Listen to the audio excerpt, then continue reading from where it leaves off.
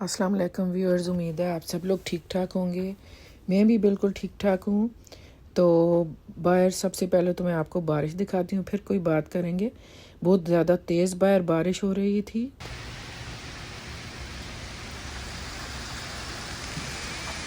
अंदर भी आ रही है थोड़ी बरामदे में।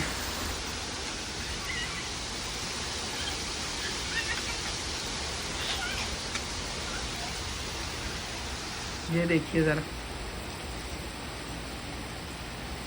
शदीद बारिश हो रही।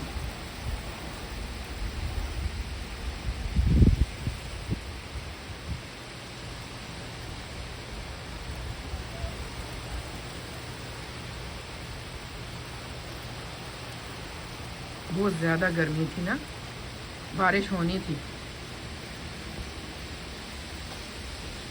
अच्छा, बरामदे में भी आ रही है तो मैं आगे नहीं हो पा रही, कैमरा भी भीग रहा है और मैं भी, तो इसलिए मैं सही वीडियो नहीं बना पा रही।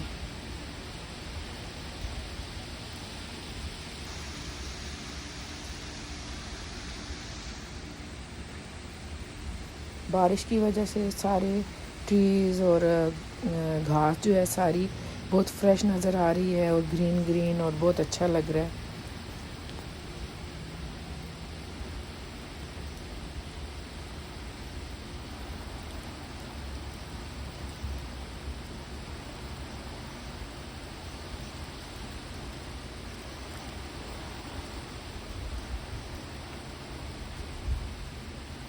यहाँ कुछ दिनों से काफ़ी ज़्यादा गर्मी थी, बहुत ज़्यादा गर्मी थी।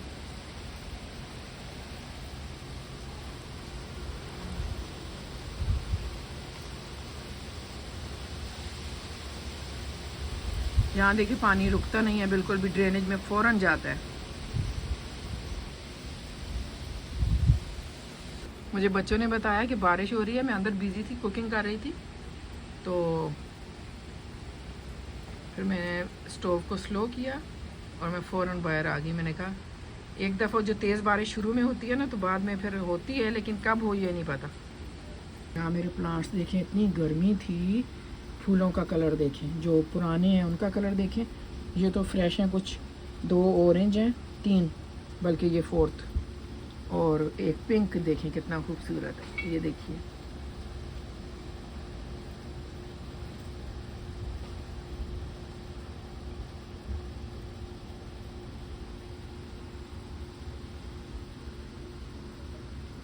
गुलाब के फूल इतने ज़्यादा थे लेकिन वो सब जल गए। देखें, ये बहुत खूबसूरत लग रहा है।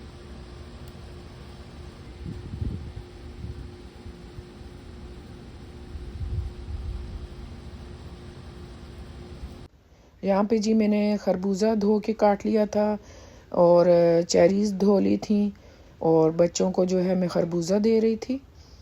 और उसके बाद जो रिमेनिंग है उसे मैं ज़िप लॉक में डाल के, ये मैं दिखा रही थी, डाल के फ्रिज में रख दूँगी, और जब भी बच्चों को ज़रूरत होगी थोड़ा थोड़ा निकाल के खाते रहेंगे।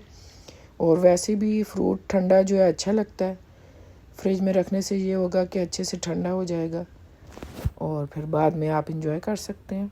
गर्मियों में तरबूज और खरबूजा बहुत ज़्यादा मज़े का होता है, और सीज़नल फ्रूट खाना चाहिए। सीज़न में जो फ्रूट आया हो उसे ज़रूर एंजॉय कीजिए, बच्चों को भी दें। और यहाँ जी ये छोटे मियाँ जो हैं, ये तकरीबन 1.5 हफ़्ते के हो गए थे, तो मैंने कहा इनका थोड़ा सा क्लिप बनाया। मैंने कहा आप लोगों को दिखाती हूँ अब 1.5 हफ़्ते बाद ये कैसे लग रहे हैं।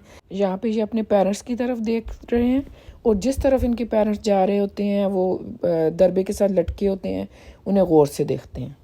और यहाँ जी मैं बना रही थी बीफ कढ़ाई टिक्के, तो उसके लिए मैंने लहसुन अदरक प्याज डाल दिया था बीफ के टिक्कों में। लेकिन मैंने क्या किया था कि काफ़ी सारा पानी डाल के, यानी टिक्कों से थोड़ा 1-2 इंच ऊपर था पानी, एक बॉयल दे के वो पानी मैंने डिस्कार्ड कर दिया था। और उसके बाद फिर मैंने लहसुन अदरक और प्याज का पेस्ट डाला है। और मैं भूल गई थी, नमक इसके साथ ही डालना चाहिए, क्योंकि साथ डालने से टेस्ट भी बहुत अच्छा होता है। गोश्त हो, बीफ हो, मटन हो, चिकन हो, कुछ भी टिक्के बनाएं या सालन बनाएं शोरबे वाला, गलाने के वक्त नमक डालें। थोड़ा सा टाइम तो लगेगा, लेकिन हमारे यहाँ नहीं लगता, हमारे यहाँ वही हिसाब रहता है, जल्दी ही गलता है गोश्त। तो उससे क्या होता है, हीक भी चली जाती है और टेस्ट बहुत अच्छा हो जाता है मीट का। तो वो डाल के मैंने थोड़ी देर पकाया। उसके बाद फिर मैंने टमाटर डाले। अभी टमाटर थोड़े सॉफ्ट हो गए हैं, उनका छिलका मैं उतार रही हूँ। तो उसके बाद फिर ढक दूँगी ताकि अच्छे से टमाटर गल जाएं। फिर उन्हें मैश कर दूँगी। इस तरह इजी होता है छिलका उतारना। आप कच्चे टमाटरों का भी उतार के काट के भी डाल सकते हैं, लेकिन इस तरह ज़्यादा मज़े का बनता है, देखने में भी अच्छा लगता है और एक डिफरेंट हो जाती है चीज़। यहाँ मैं चिकन टिक्का मसाला डाल रही थी जी, तकरीबन 2 टेबलस्पून मैंने डाल दिया था। और कुछ घर के भी स्पाइसेस डाले हैं मैंने, सूखा धनिया, ज़ीरा, हल्दी, लाल मिर्च का पाउडर और नमक मैंने अभी डाला है। अच्छा, कुटी लाल मिर्च नहीं भूलिएगा, वो भी डालिएगा। नमक साथ डालना था लेकिन मैं भूल गई तो मैंने अभी डाल दिया। तो स्पाइसेस और नमक आप अपने हस्बे ज़ायका डाल लीजिएगा, आपके घर में जितना खाया जाता है। तो अभी मसाले को मैं मिक्स करके फिर ढक दूँगी टिक्कों को थोड़ी देर पकने के लिए। और ये देख लीजिएगा कि आपके यहाँ मीट कितनी देर में गलता है, उस हिसाब से आप गला लीजिएगा। लेकिन लहसुन अदरक प्याज के साथ फुल ना गलाएं, 70% गला लें।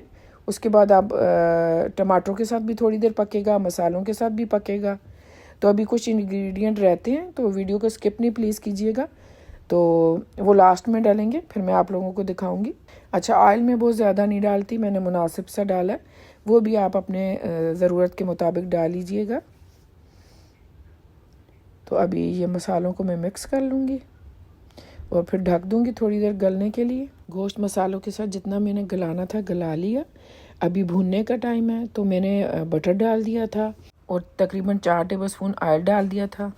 अभी अच्छे से टिक्कों को भून लेंगे और उसके बाद लास्ट इंग्रेडिएंट्स मैं बताऊंगी कौन कौन से जाएंगे।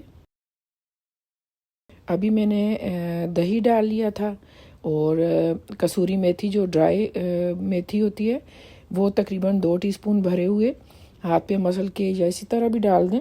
वो डाल के अभी ये इन सारी चीज़ों को मिलाऊंगी और साथ भून लेंगे। लेकिन पहले एक दफ़ा मसालों के साथ भून लें, क्योंकि अभी जो दही का पानी है वो पूरी तरह ड्राई नहीं करना है। थोड़ा नमी हो टिक्कों में, तो मेरे बच्चों को उसी तरह पसंद है, उन्हें बिल्कुल ड्राई पसंद नहीं है। तो अभी इन्हें मिक्स करके थोड़ी देर पका लेंगे। यहाँ पे जी मैंने गरम मसाला पाउडर, ज़ीरा पाउडर, हरा धनिया फ्रेश जो है और हरी मिर्चें काट के तो टिक्कों को डन कर लिया। अब ये रेडी हैं। अब तो बहुत ज़्यादा टेस्टी बने थे। ऑयल में कम डालती हूँ इसलिए थोड़ी शाइन में कमी होगी, लेकिन खाने में बहुत ज़्यादा टेस्टी होते हैं। तो इस रेसिपी से ज़रूर एक दफ़ा बना के देखिएगा और कमेंट बॉक्स में मुझे फ़ीडबैक दीजिएगा, बताइएगा आपके कैसे बने, आप लोगों को कैसे लगे। इसके साथ सैलेड बना लीजिएगा और रायता, वो जो चटनी हम बनाते हैं हरे मसाले वाली, दही में धनिया, हरा धनिया, पुदीना और वो सब डाल के